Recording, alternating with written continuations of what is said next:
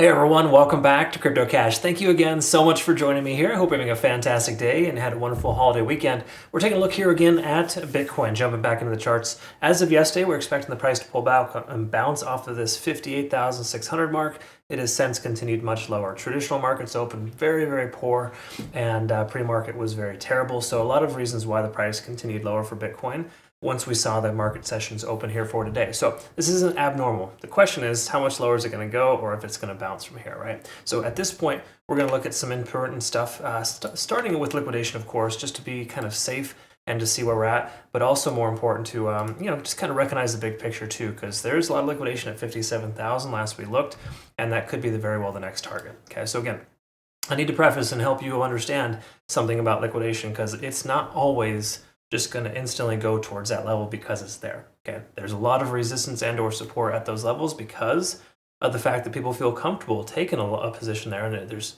a lot of volume at that one area because it's generally construed as a strong support. In this case, we can see a strong round number at 57,000 is that a support level, both good and bad, but there is a lot of liquidation there. So if we kind of zoom out and zoom in, so to speak, kind of look at the overall, we can see somewhere between 6 to 7 billion for each level here.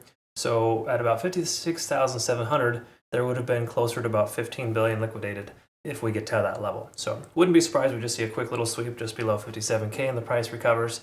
But the truth here is that that is an area of interest. Okay, that's kind of what we need to know. Secondary to that, which seemed more likely yesterday when we were closed above, we actually broke our descending trend line, broke above the 50-day SMA, sorry, the 20-day SMA on the 4-hour for Bitcoin, which is usually a big deal. We saw 60,000 there as that next area of liquidation. Barely got missed. Okay, the price wicked up to about 59.8. So either way, 60 and or 61.3. There's two areas of concentration there. Those are still very likely targets too. So try not to be in your head right now and just instantly short because the price starts pulling back. You do want to be careful with that. However, there are some signs here on smaller time frames telling us that's a potential continuation of the downside, right? So let's quickly open up with CME futures, or more importantly, just kind of see if there's any gaps here.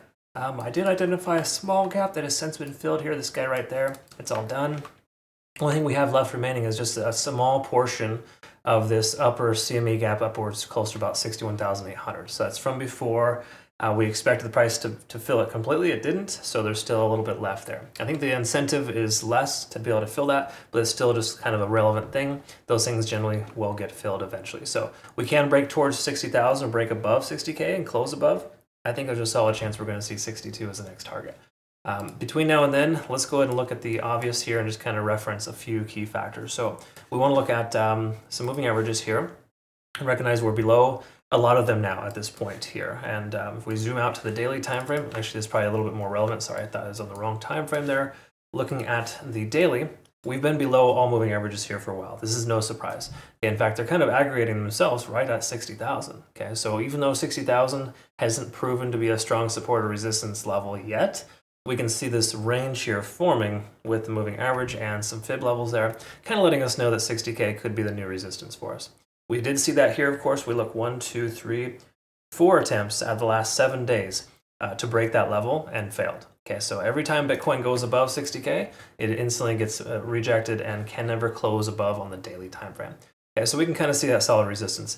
Easier way to understand it is 59,500 is that definitive line here, where we can see every single daily candlestick closure over the last 7 days is closed below that level. So that's kind of a strong resistance. Keep in mind, the more you test a resistance level, the more likely it is to break too. So there is that as well. The bears may be losing steam. At this point, though, we do take a look. We can see that it's not really the truth, honestly. While we can see stochastic swinging up, which is generally a favorable sign, that usually gives us a buy signal. Half the reason why I felt confident taking a long in the, what was it? I think we got in at 50. We're averaged right now in the low 58K range. But at this point, when we look at all the moving averages, or just say the RSI, money flow index, they're kind of drawn dead under 50. That's usually unfavorable. Okay. Now keep in mind, we were above that level yesterday when we considered the trade, right? You take a look here, RSI at 50. When you're above 50, that's usually a good sign. But stochastic was swung up pretty high, it's kind of topped out. So I was expecting a pullback as well. We didn't get in at 59, like 59.5. Decided to get in at 58.8 and then maybe 58 even, I think it is.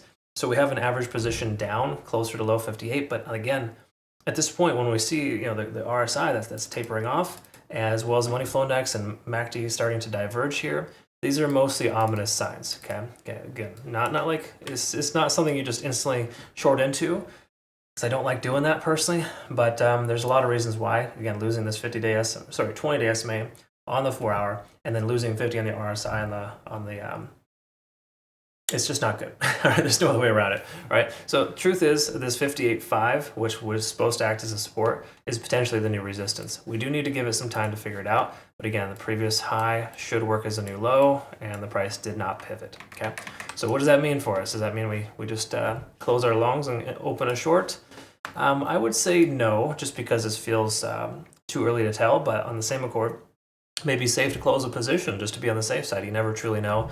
It's not a dramatic difference there if you got in somewhere between 58 and 59.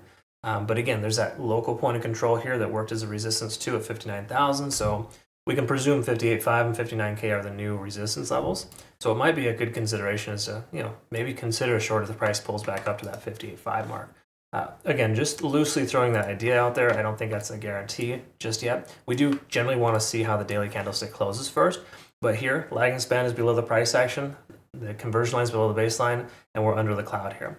While it's still early, and I usually like to wait for the, to see about 4 or 5 hours of closure underneath the cloud first before I take a trade, we have all the signs here that the price action has reversed and that there's more likelihood of the price going down than up at this point. Okay, again, just really depends on the overall trading strategy and where you're planning to get in and get out. But at this point, we have a lot of weakness, mostly because of the simple fact that we have a tremendous amount of volume to the downside. But just to give you perspective, when we see these things happen, generally speaking, the remainder of the trading day will be potentially positive if we can get some higher volume, some more buying pressure. Again, we don't truly know if that's going to happen, right? It's hard to identify. Nobody just flips a switch and is like, okay, you're good now, you can take a long because the price is going to go right back up. Generally speaking, most everything here is pointing down and is not really an appropriate consideration for a long at this exact moment. So again, to anyone who might have considered taking those long positions yesterday, I would recommend maybe just walking away, closing a little early, or potentially, if you're going to ride it out, make sure that your stop loss is generous or you have low leverage. Okay, what I mean by that is that 57,000 does seem likely to be able to be swept. But if history repeats itself, and this happens all the time, the price will come down here, boop, and it'll come right back up. Okay, just sweeping that lower level liquidation, which again we can see here is pretty heavy, about 15 billion in liquidation as low as 56.7. So it's super, super common. I mean, you see it happen all the time. There was a liquidity sweep there too.